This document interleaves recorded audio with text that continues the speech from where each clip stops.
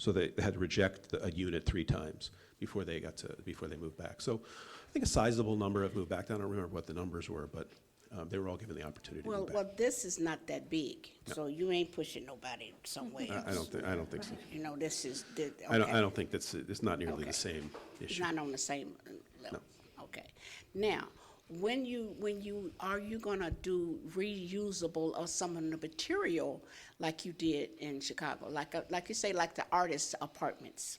I know exactly where it is, okay? So what you saying is you took out fixtures or something of the old buildings and redid them and put them in, made that for the artists? In that development that you're talking about called Dorchester Artist Yeah. Housing, we reclaimed materials from different buildings and Okay. put them back into that, used them in the artist's space. So the floors are planks that we took out of other buildings. Okay. There's sliding walls, sliding doors that came out of other buildings. We Okay. try to reclaim things. Okay. One of the other developments we did, it was a multi-building use. We went back and looked at old pictures and saw what the designs were in the exterior. Then went to an antique store, and bought materials and then put them back into the building so that they look like they belong. Okay. So those are little kinds of touches that we do. I'm not sure in these buildings, since I've not been through them, whether there's anything to reclaim. Cedar block, no. Yeah, right? But, we attempt to do some of that. It makes sense. Okay, are there any other questions from the board? Mr. Segerblum. So, as I understand it, you're going to actually build it and then you manage it? We hire management companies and we manage them. And so what about the union employees that are currently working there? Are you a unionized workforce? Well, we'll hire a management company. They'll be their employees. Okay. So the current SEIU employees that run Marble Manor, they're union employees now, right? Yeah, so what the Housing Authority has traditionally done, and we would look to negotiate that with within our partnership team, is that we would have our affordable housing department when we've converted some of these properties into the private sector with our RAD program, manage the property. So we try not to lose those staff members. So you could hire the Housing Authority to be the management? That could be one option. Right, we can't. We're agnostic on that issue. Really the only issue for us is cost and quality. So, because we're using limited resources to build the buildings, but we have union janitorial staff in a whole variety of our buildings. And does it require prevailing wage to build it? Yeah, sure does. And within the... And I should correct one thing, because I often get this confused. Davis Bacon and prevailing wage, usually they're the same. Depending on the program you're using, we use one or the other, but they're effectively the same. Right, okay. And so of the number of units that are going to end up being built, is there a certain percent, will there be the same number of bottom line, low income as they have currently? Or do we know yet how that would fit in? And will there be some actual market value units? Well, that's the goal, is to have market rate units. The goal of a development like this is to have 30 units that are service people under 30% of the area median, people 30 to 60, people to 60, 80, and then unrestricted. So market rate in a development like this. And is there a percentage of how that? Oh, it'll depend.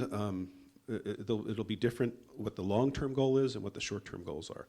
Because as we have to look at the current residents and how we're going to build a phase and move them out of their buildings so that they're housed, whether they choose to stay, if we can keep them on site or move them off site temporarily, and then move them back. Well, you move them back, that could be 100%, that one little phase could be 100% affordable. The next phases will be, bigger percentage though, unrestricted. So your plan is to not do it all at once? It would actually... Can't do it all at once. There's not enough resource to do it all at once. It'll be multiple phases. And realistically, if we went forward today or whenever we're going to go forward, when are we looking at trying to start breaking ground, or when would people, the first people have to move out? But that's always the bottom line question. I'll tell you what our thinking is right now. It'll probably take us 6 months in conjunction with the Housing Authority to confirm what the plans were and to come back to you all with those initial plans for the development. And then depending on the timing of when we get done, when the first rounds of financing are through the housing agencies, if we get financed, it would be another year from then until we got started. So we're probably 2 years. You know, I want to give you a more outside date than a shorter date. 2 years before we break ground. And I apologize, just one more. So, Do you guys agree with that? Yeah. so does this require state financing? State and that's- federal. And we have that available?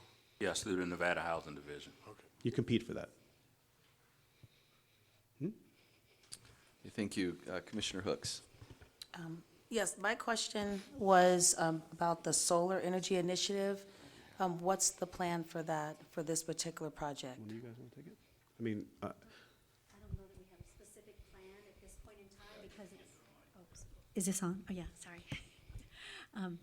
Commissioner Hooks, we take sustainability very seriously and energy efficiency. We're a little early in the process to talk details, but that will be a very large component of not just the buildings, but even how we develop the site and how the buildings are sited to take, and especially here because of this lovely sunshine and a lot of heat. So we will take all of that into consideration and we'll work closely with our architect and engineering team, especially the local folks. That's one reason to really have a local design team who understand the climate and the weather and what types of materials are best. So that's something that we'll work out as we move through the design process. let me just answer one thing. Our company philosophy on green technologies is what is most efficient to lower utility costs for the residents. That's my single biggest objective.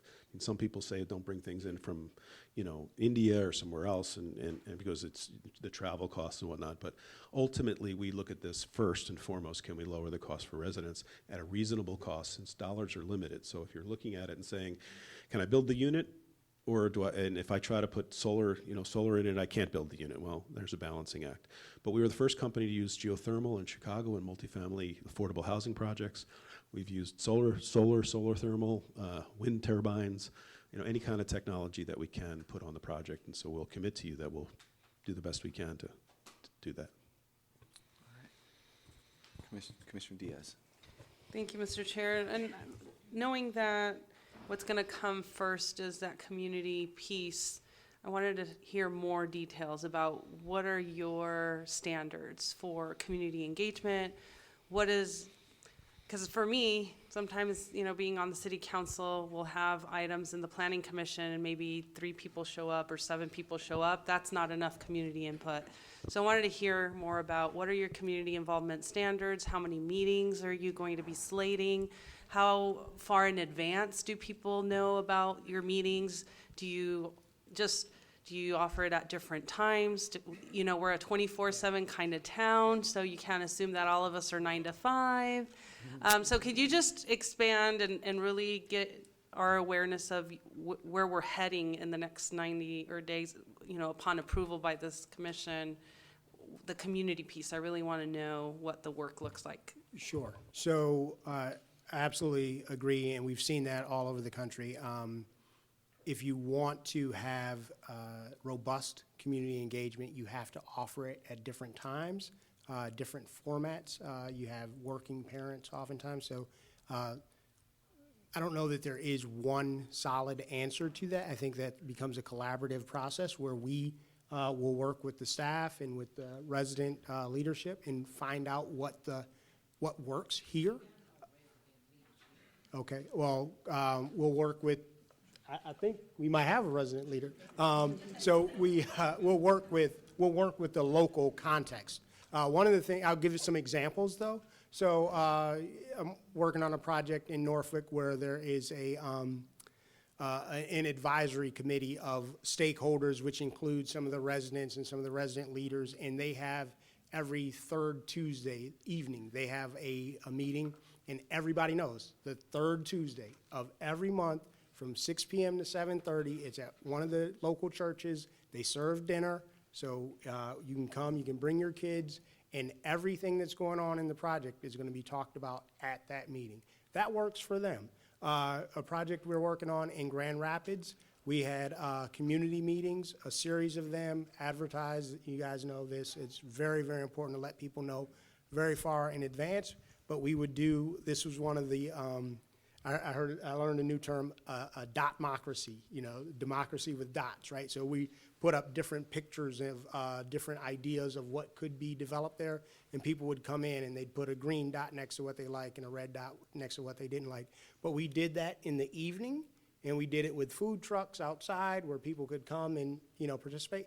And we did the exact same meeting the next morning at 10 a.m. Because there are some people who couldn't make it at 8 p.m. the night before, and there are other people who couldn't make it, who wouldn't have been able to make it during the day. So those sorts of things, and that also pertains, so one of the things that we've done, we also have had, and this is not specifically with residents or community, but when you start talking about, Dave mentioned some of the contractors, so like, you know, the roofing contractors and the electricians, what we'll do oftentimes, we'll just host a meet and greet, have a dinner one night, because those guys, they're out working all day, right? So you do something in the evening, again, offer dinner, and just have it very informal where they can sit down with the general contractor, with the development team, and just, you know, just have it out, right? So like, you know, we'll talk about, oh yeah, we want to make sure we have this many, this percentage of minority hires, and you know, some guy in the back will be like, that ain't right. Because if y'all really wanted to do that, then you would make sure that we had access to banking institutions who could front that 45-day cash flow. And we go, oh, okay, all right, write that down. And so that, you know, it's that sort of thing. So I guess that was a long answer, but the short answer is we will work together to work that out and find the solution that works here. Not say, okay, well, this is what works somewhere else, so let's just force fit that onto here. Did you want to? Hi, Commissioner Diaz. So just adding on to that from the local perspective, we have such a dynamic group of leadership already established here. So I think what John and I had talked about previously was partnering with groups that already have initiatives going on that are working in these stakeholder groups. So we aren't reinventing the wheel or trying to create lists from scratch per se. So I think that's part of the strategy as well.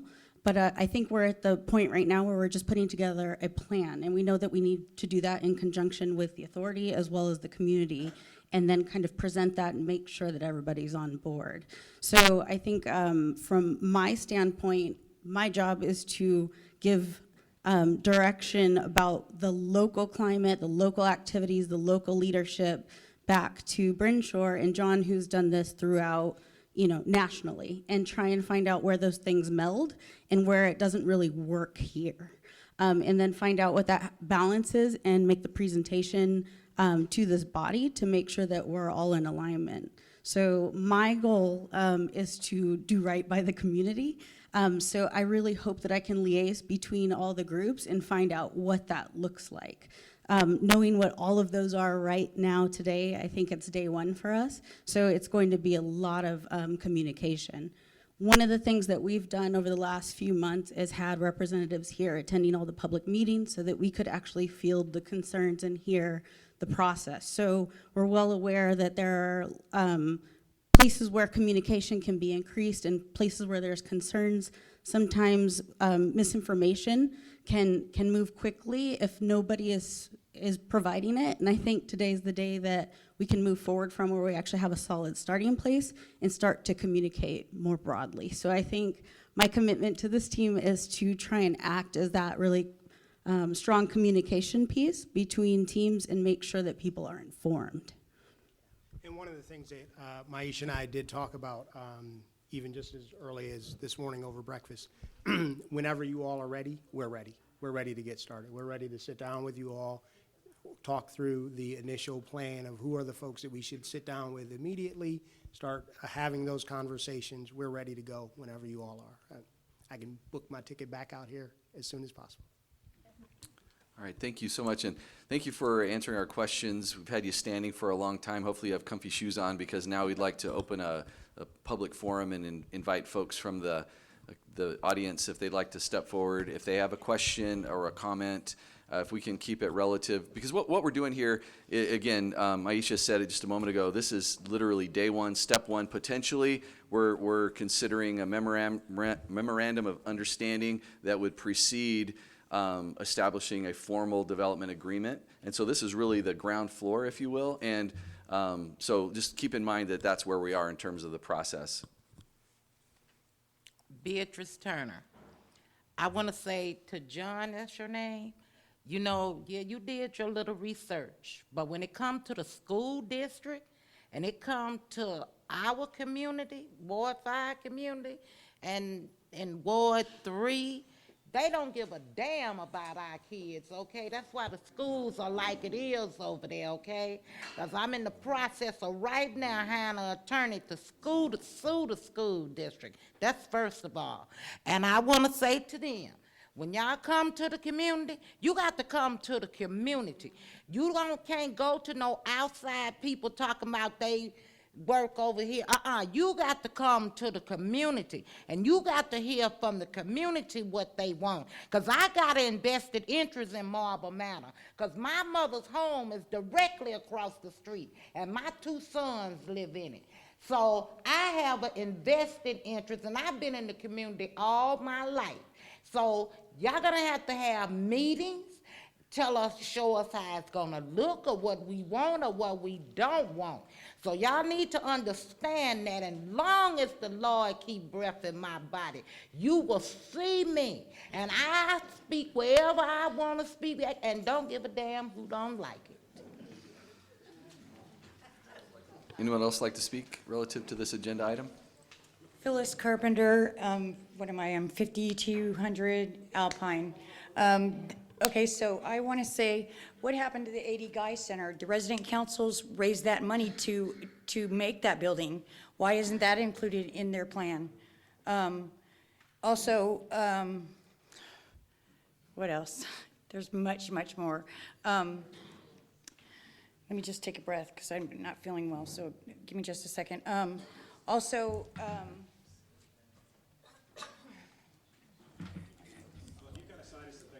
yeah, yeah, you give. Phyllis, you can come back up. Okay. Gather your thoughts, and you can come back up. Thank you.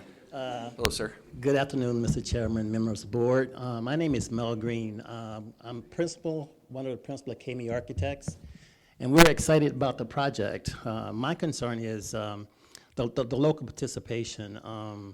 I've worked in this area for over 30 years. We've designed the Wendell P. Williams Elementary School. We did the Booker Elementary School, Rainbow Dreams Academy. We just won an award for the West Side School project. And with the school for Wendell P. Williams Elementary School, we actually walked Marble Manor.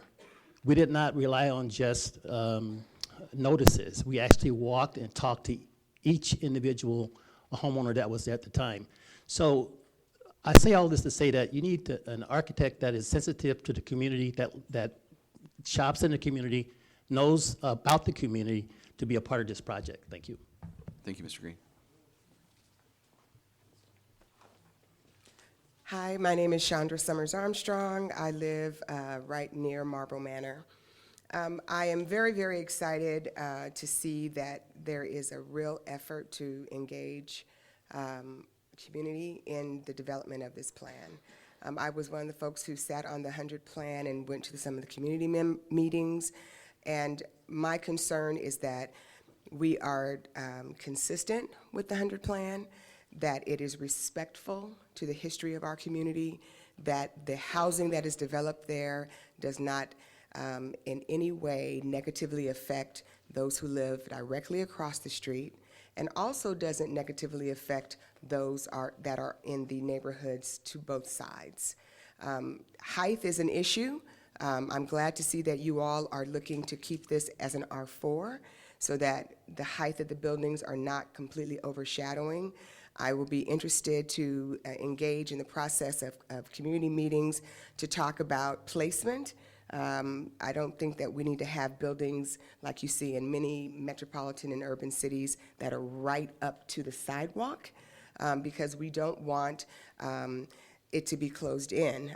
I work for a public agency that is very invested in community building through public works.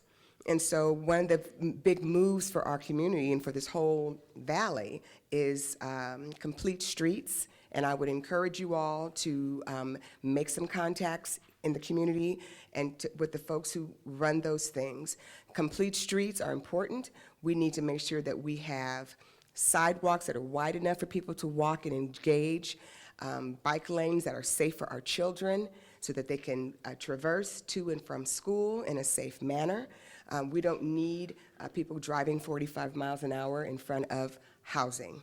And this is our community. We want it to be transformed in the most beautiful way possible. I looked at your engagement plan, and I saw that you are reaching out to all kinds of community partners, but I also think it's important that you do not pass on the faith-based community.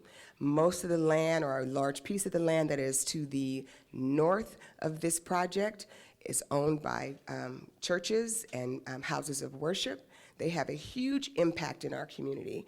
They make up a large part of where we go on Sundays or how we worship, and they're not all Christian. And so there needs to be some engagement there so that every resident who wants to be here, who wants to come back here, their interests are considered. And I will give you a statistic about Kme Greene because you didn't know it. Kme Greene only had 9% of its residents come back. 9%. I don't think we want to see that here. We want people who want to come back to this community to be able to come back and live in dignity and live a beautiful life. Their families have been here for generations. We owe that they have dignity. And I hope you all will do your very best to make sure that you re-engage the community. Thank you. Thank you for your excellent comments, Ms. Summers Armstrong. Good afternoon. Good afternoon. Jocelyn Canzaneri, 4980 East Owens Avenue, apartment 13B. I'm also on the Jones Gardens and Home Homes Committee group. And I am so excited to see you guys here today and talk about this adventure because I've been drawing. I'm an artist, and I love the whole picture of a beautiful world, right? We all would. I'm not sure if we're doing anything with the Home Homes ground, but that area on Northtown, there's so many different opportunities that could partake, and also the water systems and the bio, the electrical gas systems that I'm just floored with. So if there's any opportunity in this occasion, you need a fifth wheel, we can be the little tricycle on the end. I would love to partake, and if not, at least put some of my ideas that I've passed through the board for a while. I'm very interested in some of the ideas. Also, the Northtown has a very configured area that, it's 45 minutes away from the lakes. It's like the Rancho Cucamonga, California. It got built up so nicely back in the day, and now it's a great town. It's a great community. But the area development for Northtown has a bit of lack in it, in artistry and in education. And, there's opportunities in places that have closed down that would be a great opportunity to open up businesses so people have jobs and have a place to live and can work their futures and their children into a better economy. So I'm all for any of your ideas that you have or participation. Of course, I'm always throwing myself out there. And thank you for this inspiration because it's all I've been thinking about for the last 5 years living on the property. Thank you for your time.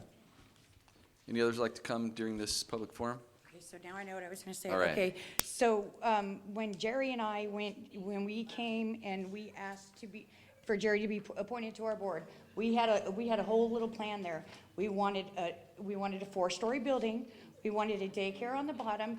We wanted the residents to be able to work in the daycare. That way we could bring money back into the community. On the second floor, we wanted a training center for the kids to be able to come in and train on anything, whether it be culinary or anything in the casinos, any industry they wanted to go into. There was computers there for them. There was guidance from whatever mentors they needed. The apprenticeships, or because we have the best unions, we have the best schools for the construction trades here. I mean, every 6 months they're rehabbing another casino, and for these kids not to get into that industry is asinine to me. But anyways, The third floor would have been the resident council building, and the fourth floor, we wanted a garden. But we couldn't even get, they went behind your backs and illegally appointed and swore in different members, so we couldn't even get nowhere. And now, I'm not even on property, so now what? They gonna be moved. Thank you, Ms. Carpenter. Any others like to come speak during the, for this agenda item number 8? Hello, sir. My name is Daryl Hawkins, Sartini Plaza.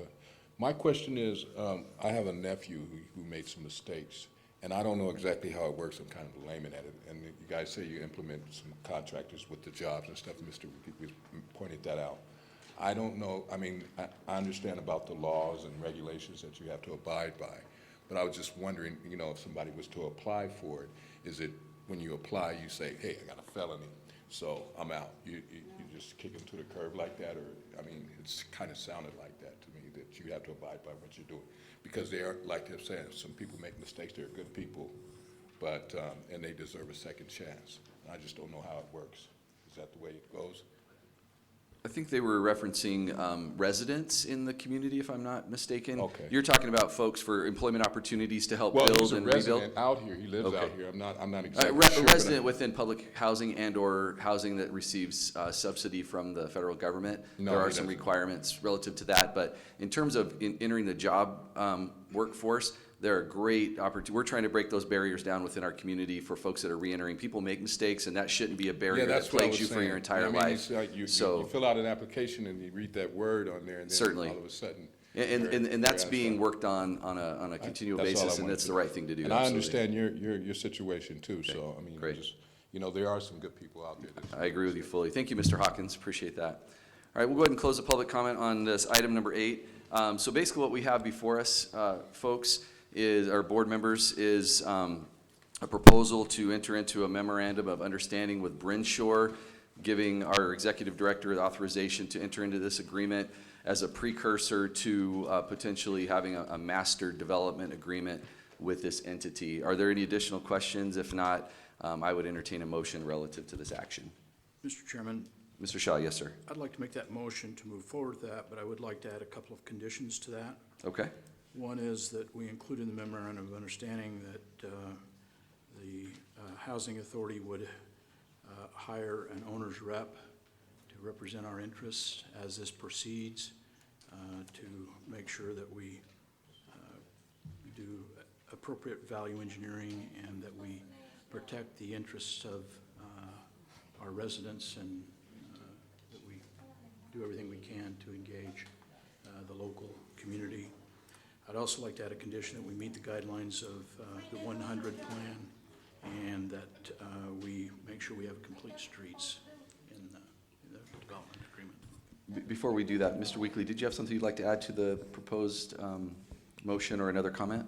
Yes, sir, thank you. You bet. I guess one of the concerns that I do have is, with that condition, Mr. Williams, speak to me in terms of, as we're putting that partnership together, what would be the plan on this? And here's my level of discomfort at this point.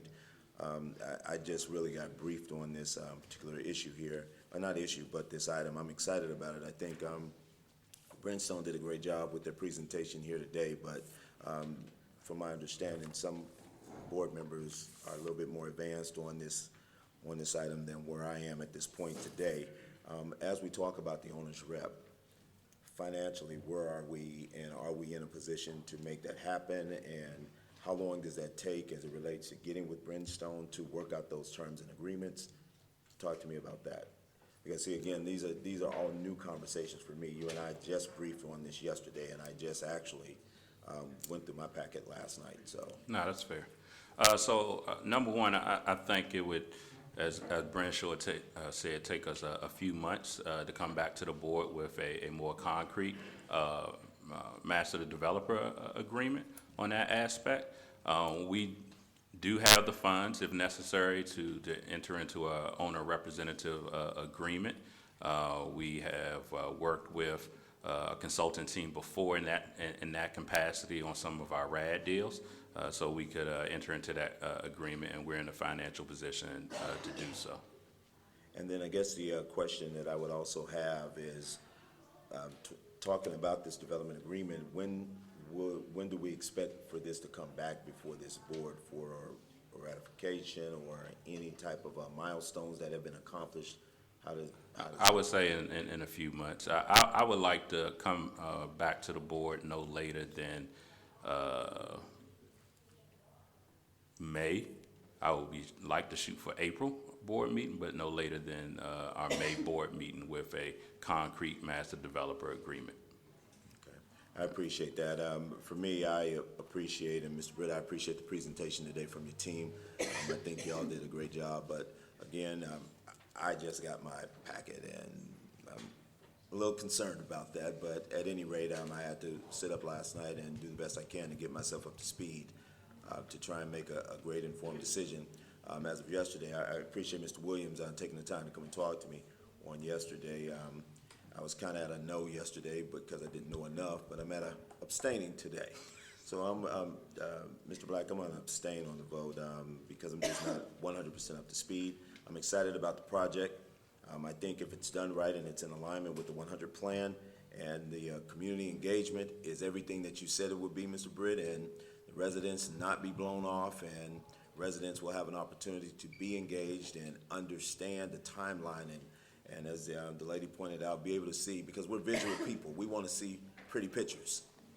We want to see a real tree. We want to know what is this really going to look like. And I'd just like to maybe see that happen. And so for me, I understand you have a motion on the floor. Yes, we have a motion. I'll just clarify it's to. I'm going to be down one to abstain, please. Yes, sir. To ratify the memorandum of understanding with the two conditions as outlined by Mr. Shaw. And is there a second on that motion? I want to add to that. Is there a way to collaborate with Kme Architects? Is that still an option or no? No, certainly. Everything is open in terms of negotiation and collaboration. This is literally just step one to enter into the process of doing all those collaborative efforts, both outreach and then also on the development aspect as well. So certainly. Okay. Thank you. So is there a second? Mr. Chair, just for clarification, is it 3 conditions? I heard Commissioner Shaw. I thought he said iterate. 2, but you want to make sure did you say 2 conditions, Mr. Shaw?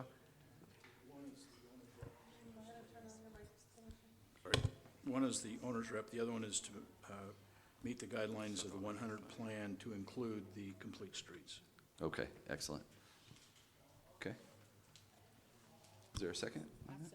Okay, so we have a motion on the floor by Commissioner Shaw and a second by Commissioner Sharon Davis. All in favor say aye. Aye. Aye. Any opposed? And 1 abstention. Thank you very much. We look forward to working with you folks. Now the hard work begins. Now we'll move to item number 9, presentation on supplier diversity procurement report. Mr. Williams. Mr. Shaw will give his quarterly supplier diversity procurement report. Hey, Mr. Shaw. Good afternoon, board members. We don't have a slide. Do we have a slide?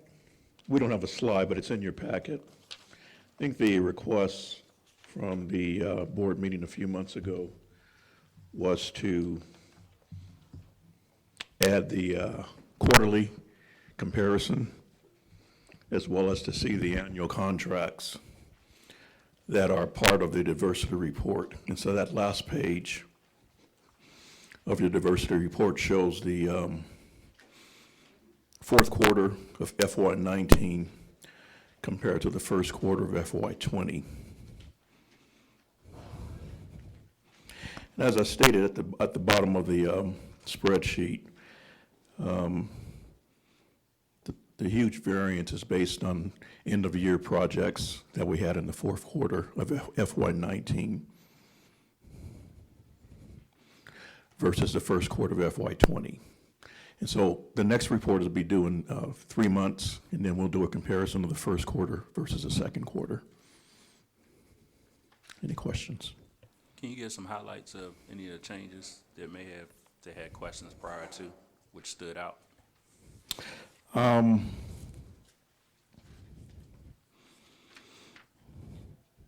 Again,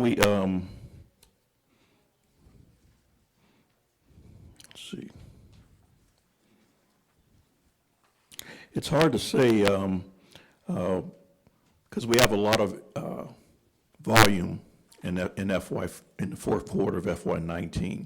So this first quarter report is kind of like a preliminary snapshot. There's not a lot of volume in the first quarter. We're setting up annual contracts during the first and second month of the quarter, and so you won't see a lot of activity in the first quarter. So you we should see a little bit more comparative analysis for the second quarter versus the third quarter, and then the third quarter versus the fourth quarter.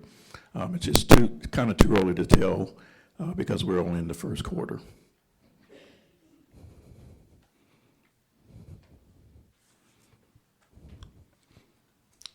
Mr. Chairman, Any can I other ask a questions? question? Yes, Mr. Segerblum.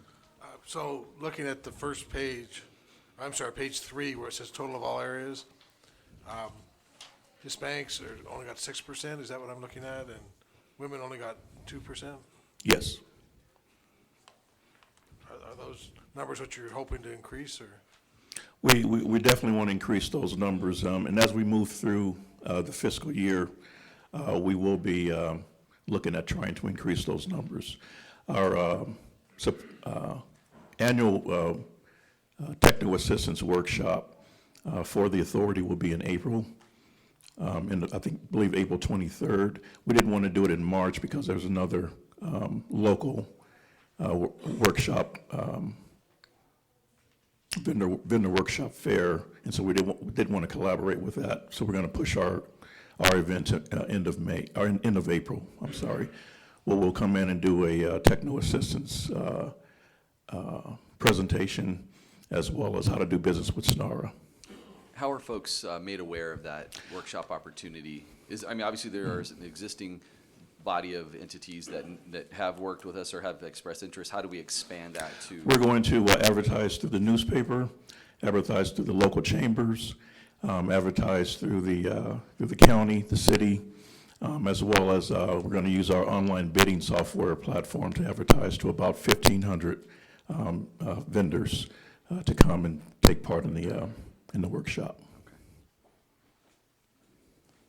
Are there questions for any additional questions for Mr. Shaw relative to this report?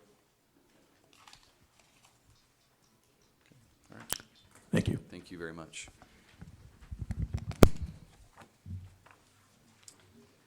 And item number 10, identify emerging issues to be addressed by the board and executive director at future meetings, receive updates on the activities of the executive director, and direct the executive director accordingly. Mr. Chairman, I have nothing to report, only that I would like to request a special closed session of the board so that I can give them a report, fraud investigation report dealing with our HCV department. Would we do that in connection with an upcoming board meeting, or would we need to create a special meeting to achieve that? Your choice. We could do it next month, or we can set up a special meeting in the next 2 weeks or so. Okay. Is there a thought or preference to the board, how you'd like to handle that? A special meeting sooner than the March meeting, or do it in conjunction with the March meeting? Do we get paid our $100? That was a joke. Okay. I have a question. Mr. Weekly, yes, sir. I only get 80. So I guess the question would be, based on what you just said, dealing with a fraud investigation, the severity of it, that to me would make it, is it time sensitive? Is it something that? It's not time sensitive, but I am your employee, and once I get to a certain point, I started this investigation back in September 2018, and I think it's at this point that I need to debrief the entire board. I would prefer it to do it sooner rather than later then. Okay. So we'll work with staff and communicate with the board and select a date within the next 2 weeks, or 2 weeks out from now. So I will have Dominique reach out to the commissioners and see when we can schedule that special. We just need to allow adequate time for proper posting and so forth. Everything. So, okay. All right, thank you. All right, that's the direction we'll go then. Yes, sir, Mr. Segerblum. So if we're on matters of discussion, are there other projects that you're looking at doing what we're doing at Marble Manor? Yes, the long-term strategy I have here at the Housing Authority is to be a catalyst for revitalizing the historic West Side using our public housing properties as the basis of that. And so I will assess whether we will issue out another RFP this fall or next spring for either our Sherman Gardens and Villa Capri community, public housing communities, and then 2 years after that, our Sherman Garden Annex property. Nothing in the county? No, not at this time. Thank you, Mr. Steigerblum. Any other questions for Mr. Williams or things they'd like to bring up for future discussion or action? No? Did you have anything you wanted to add to the report, Mr. Williams?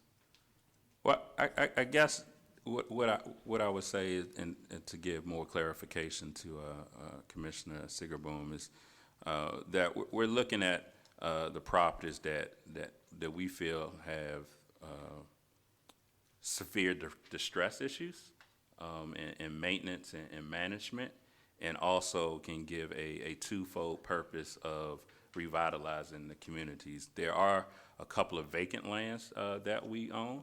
I know I've directed our Director of Development and Modernization to give me what those estimated costs would be.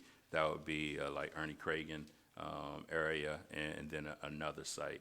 But that's what we're currently looking at. Over the past few years prior to me coming here, the agency has converted about 20 or 30% of its properties to RAD in development, and those have primarily been in Henderson and in the lower part of the county already. That just brought a question, Mr. Chair, if you don't Yes, mind. absolutely. Have we inventory? Do we have something that shows every single property we have and how distressed each property is in terms of repairs, being old, having extenuating just maintenance problems that are impacting quality of life? That would be important, I think, in us making determinations on which property should receive the next go, right? We want to make sure that the quality of life for the residents is optimal, that we're not, creating any health hazards or concerns for them. So do we have any inventory that shows, date, when it was built, level of maintenance needs and that sort? Because I think that if we can guide our decisions by data, we can't ever really go wrong. So the agency did do a physical assessment notebook. We can make copies of that. It's probably maybe 3 or 4 years old, but we can make copies of that and distribute that to the commissioners. And I think that's something we should cover in our retreat because it would take time to go through that to make a determination. And I will direct our Director of Development and Modernization to see what the cost would be to do a more updated physical assessment of those properties, similar to what the Housing Authority did prior to me coming. And then, speaking of the retreat, do we have any news on that front as far as being able to get someone out here to hold that with us? Commissioner Black asked me that yesterday on the phone, and the answer is no, still waiting on HUD's slow financial approval process. It's kind of one of those get what you pay for things. We could pay for it. We're trying to be prudent and utilize a high caliber of education and training that's complementary with HUD, but with that comes time. So now, I think if we don't get the financial approval from HUD to cover the retreat by next month, I think we just need to move on with our own funding to finance that retreat. Okay, all right. But that was the purpose of engaging HUD, is they offer facilitating that training at no cost to us, and that's something that we would try to do first. So, all right, thank you. Anything else, Mr. Williams? No, sir. Thank you. All right. Any other questions from the board for Mr. Williams or anything you'd like to state? Seeing none, we'll close item number 10 and go to citizen participation. Items raised under this portion of the agenda cannot be deliberated on or acted upon by the Board of Commissioners for the Southern Regional Housing Authority until notice provisions of the open meeting law have been complied with. If you wish to speak on matters not listed on the posted agenda, please step to the podium and clearly state your name and address. Please spell your last name for the record. If any member of the board wishes to extend the length of the presentation, we can do that. All comments of speakers should be relevant to the Board of Commissioners of the Southern Nevada Regional Housing Authority. Beatrice Turner. You know, I hate to be called a lie when I'm telling the truth, because, you know, back not too long ago, y'all did the contract over for y'all attorney for him, and he got up here and grandstanded like he was Johnny cocking somebody, talking about how he got Section 3 all in his office and he has Section 3. And I said it then, he didn't have no Section 3. And he don't have no Section 3. So now, what kind of money is he gonna have to pay back to the Housing Authority? Because he don't have no Section 3.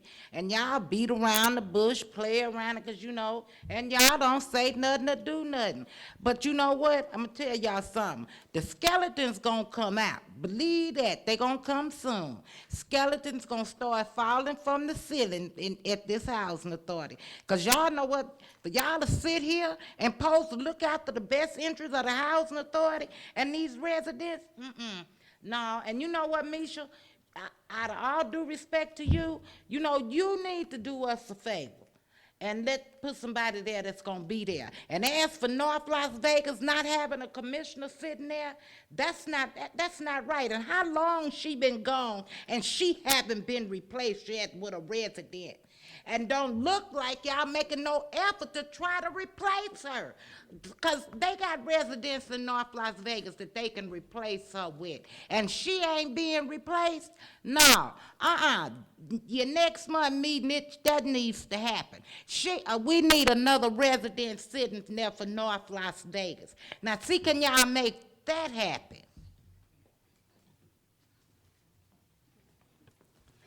I can't speak for Ms. Hooks, but I know that she works and takes care of her children. We all work. And so I'm grateful that you're here today, Misha Hooks. I'm grateful that you're here today. And Thank you. It's difficult to keep all the balls in the air, but we do what we can. Hello. Hi. My name's Latweeta Smyers. I'm the former director of the Housing Choice Voucher Program, Chairman, Commissioners, and Mr. Williams. I'm here today as a single mother who decided to move her family here because I was afforded a job by Mr. Williams to be over the Housing Choice Voucher Program. And coming here, I've had over 15 years experience working in the Housing Choice Voucher Program in different housing authorities. Not only working in the Housing Choice Voucher Program, and I also worked in low-income public housing and tax credits. Mr. Williams decided to terminate my my employment, because of change in relationship. I moved my family out here, I purchased a home, and I also brought my very newly 7-month grandmother and decided to bring my grandchild out here so we'll be able to have a life.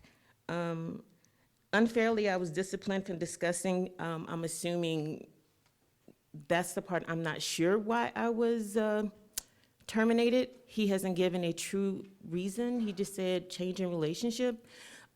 He did put me on extended probation based on me having a social gathering with people he said that was from out of the job, and he supposedly had proof, which he never provided to me, to say that I was supposed to have been drinking excessively, and proof was never provided to me.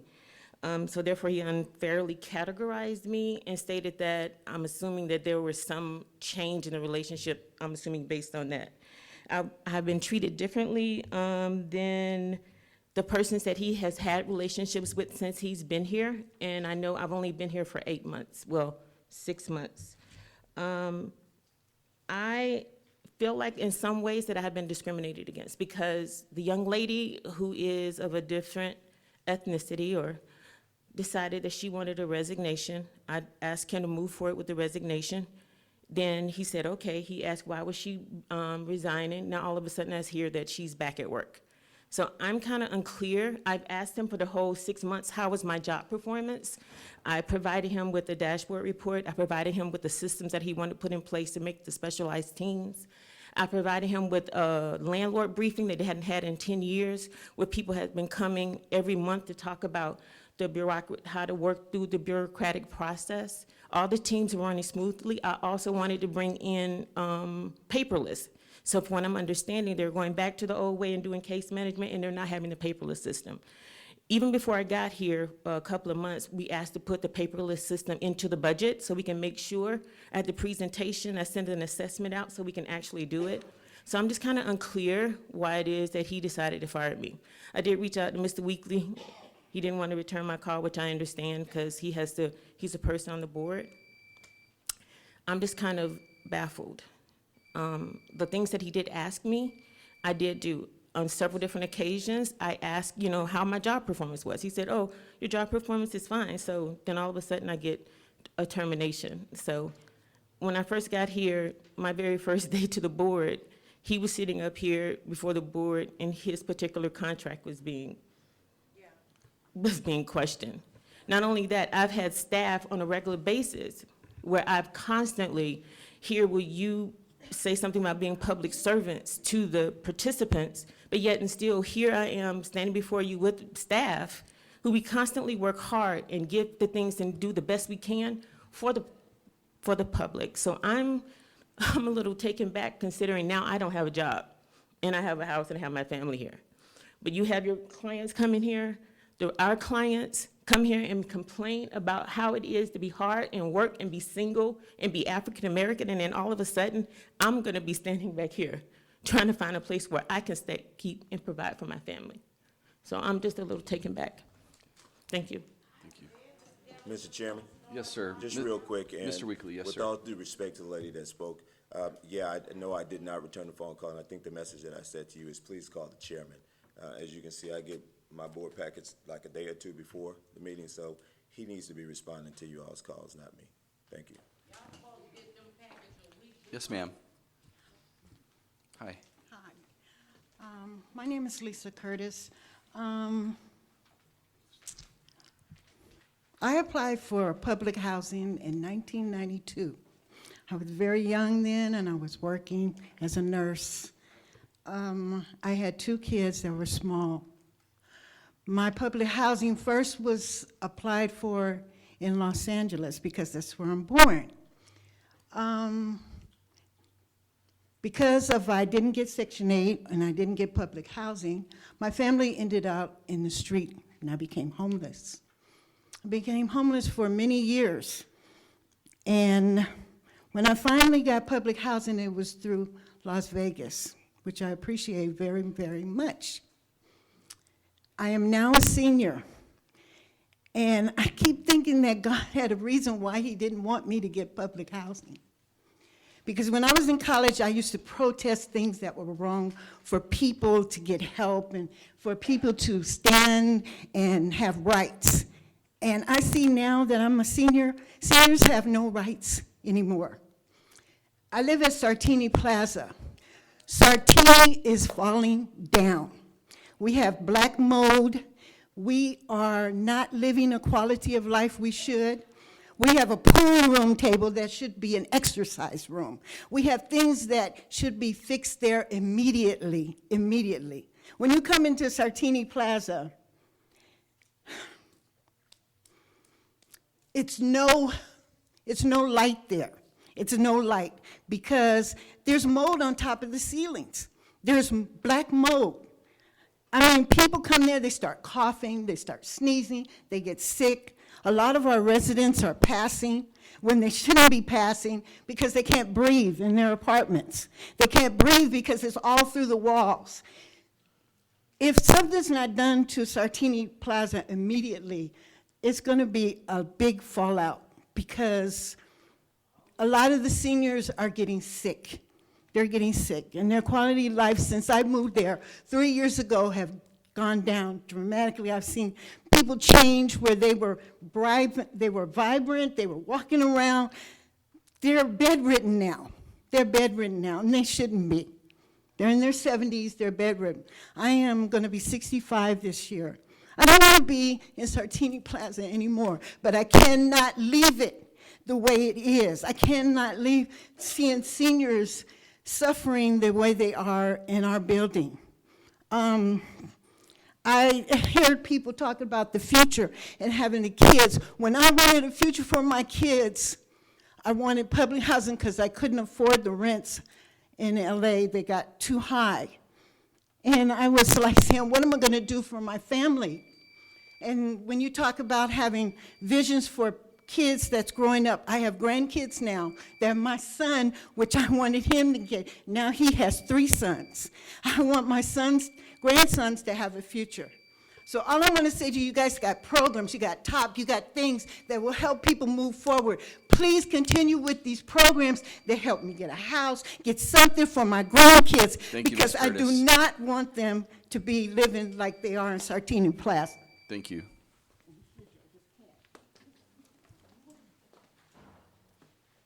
Good afternoon, Wadeen Patton, Jamestown Towers. Okay, Jamestown Towers, 4 stories. You have a lot of seniors there, electric chairs, walkers. You've got 2 elevators. One elevator has been out over a month. I'm fortunate, I live on the 1st floor. If a fire was to happen, they couldn't get down those stairs in those electric chairs or those walkers. You have the hot water, goes off, come on, goes off, come on. You have the heater works, don't work. You know, it's unbelievable. I know the building is old, but my God, they say they're waiting on a part for an elevator. What happens if a fire comes in there? Housing authority is going to be sued. People losing their lives because they can't get down to the 1st floor. You got people in there that are bedridden. You have people that's moving in, bringing in their whole families. You've got them bringing in 3 dogs. You've got the patios in the front that looks atrocious when you drive up there. People got stuff all on the patio. Your lease says your patio is supposed to be clean. Well, that's an eyesore when you just drive up in there. And something should be done about it. Something should be done about that elevator. I don't need an elevator. I can walk the stairs if I have to go visit somebody. I'm 71, but I'm still able. Even though I have a boot on, I can still get around. But that elevator needs to be fixed immediately. It's over a month. That's uncalled for. It's really uncalled for. Thank you. Thank you, Ms. Patton.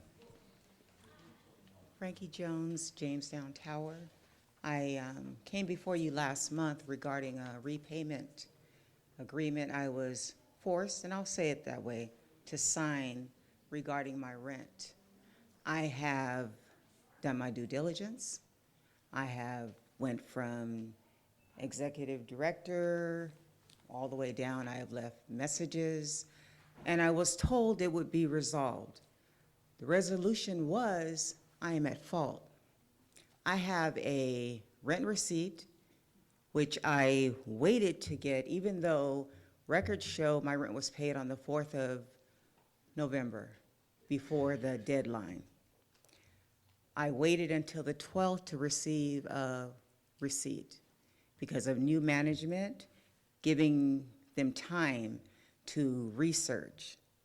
Now, in order for anyone that lives there knows that you won't get, they won't post a payment unless it's paid. They won't take a payment if you're short a little bit. So to say that I owe for something twice, even though I have proof, I have things written, I have verbal. At this point, I guess I'm coming to the board one more time to address this because I refuse to pay. I was taught to stand up for myself. I was taught, one thing my mother told me, the worst thing a person can do is slap or spit on you. I feel like I'm being spit on. I have proof that I paid the rent. Where the money order went, I do not know. I was told I would get a call from Ava Mitchell-Cruz. I did not get that call. The message was delivered to me by Leticia, I don't know her last name, new management, that the resolution was they researched and found that since there's no paper trail, I'm at fault. In everything that I am, I cannot allow this to happen. I would be setting a standard for, I feel like, my girls who I've told always to stand up for yourself. If you have proof and you know that you are right, you stand up for yourself. If it takes us all going under a lie detector to find out what happened, I'm willing to do that. If it takes, I even talked to my daughter, she moved to Portland. Now, she waited, instead of throwing out her trash, she waited weeks. They were building up to go to Portland, new jobs, and, you know, so the last thing on their mind was having to save trash. But they waited until the 12th of November and then threw everything away. So then they came and told me, well, we can't find your money order.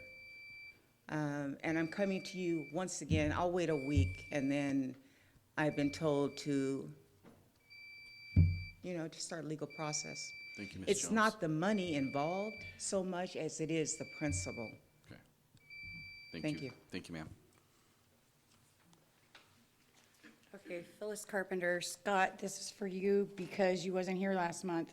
Okay, so 2 different times I've asked you for the contracts, whatever, to do with Bigger Estates and the pay. I asked you in October, and then when you met with us again in November at the property, you said you'd get back to me. You never have. As well as the tenant participation fund since 2009. You said there's over $1 million sitting in that account waiting for the resident council to get together. But yet Mr. Weekly had to go out to the community and pull money for the playground. So I don't get that. Okay, now wait, because you're not allowed to respond to me, but wait a minute, yeah. Okay, so, and then, hold on, I got a lot to say. Okay, so you guys made me move out of Marble Manor into Sartini Plaza, or I had to move. This is my checklist. I haven't even signed a lease yet. I've been there over a month. I don't know why that is. I feel like they're gonna kick me out at any moment. But the contract that I want to see, it is HUD number, form number, hold on, I got it right here. Okay, it's HUD form 92554M from Beager. It's the closing mortgage contract, and that it says that the HUB director has, anytime that there's federal funds going to a project, that it should be maintenance, prevailing maintenance wage, and it should be in that, the closing, whatever, the contract. That's what I want to see. And then you got, everybody keeps passing the buck back on Cornerstone Spear, but it's whoever the deed's name is actually the responsible one. So it's back to the housing authority again. So I want to figure it out, because I still owe the IRS for 1.5 years worth of work when I worked for them. Okay, and then as for Mr. Williams, the way that he talked to me in that pre-board meeting, you guys would be disgusted. I got up and I walked out. I was almost in tears. There were other board members or other resident council boards. She was in tears too. She came out last month and told me, "Oh my God, I was almost in tears crying what he said to you." And I was like, "I know." And for him to sit in here and act like he doesn't talk to people like that is crazy to me. I thought he was on a 6-month probation. What happened in November with that report that he lied about Marble Manor, and how I approved the president, or I nominated the president to be sworn in. Any other time we had issues, they knocked a member off. I got more minutes because I have people that donated their minutes to me. You want to come up and say your name? So, Ms. Carpenter, I'm not sure if donating minutes is a thing, but whatever. However, okay. So you mentioned a few items that were directed at me, and I'm happy to revisit both of those with you immediately after this meeting if you're okay with that. Okay. I'm certainly willing to do that. In terms of you moving and those types of things, I can learn about those because I'm not familiar with those, but I'm certainly willing to talk about the things that we have talked about previously. Sartini Plaza, this is my checklist from where I moved in the apartment. Okay. They should have to pay me a deposit.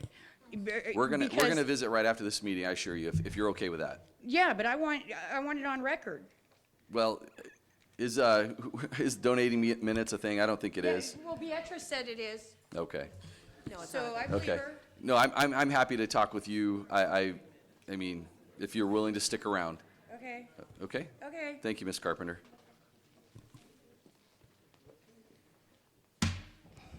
Good afternoon. Hello. My name is Patricia Davis. My address, 5200 Painted Sand Circle, Las Vegas, Nevada, 89149. I was employed at Southern Nevada Regional Housing Authority for 8.5 years. July of last year, I was approached by Mr. Williams to ask me to be the acting deputy director for the Housing Authority. I asked him at that time, what do you see in me? Why are you picking me? He said, I see leadership. I see that that you get along with everyone. I see that you are organized. Last Thursday, I was terminated from the Housing Authority. Keep in mind, I had all those qualities before. The deputy director position ended at the end of January. February the 13th, I was terminated from the program. I was terminated for allegedly giving directives for flipping files. There's no policy in our admin plan or in the CBA that has any definite description of flipping a file. Mr. Williams has said that I've committed fraud. I called HUD. They said they don't have any evidence that I've committed fraud, so it hasn't been reported. And if I did commit fraud in a government agency, would I not be in jail? Mr. Williams has slandered my name. I've already consulted an attorney. He slandered my name. He's told lies about me. No reason, but that I did not lie. I did not say things that he wanted me to say about the previous director. Mr. Williams has used foul language at meetings. He has told us all that this is his agency. He can do what he wants to. He can fire who he wants to. He can hire who he wants to. Mr. Williams has made the HCV department a hostile environment. And that's not only coming from me. Last Thursday, when I was terminated from the program, I told Mr. Williams, God has the last word. No weapon formed against me shall prosper. I know that. And all I want to do is pray for the department right now because they need direction, because they don't have it. Thank you. Thank you, Ms. Davis. Any others like to speak during public comment? Seeing none, we'll close public comment, and this meeting is adjourned.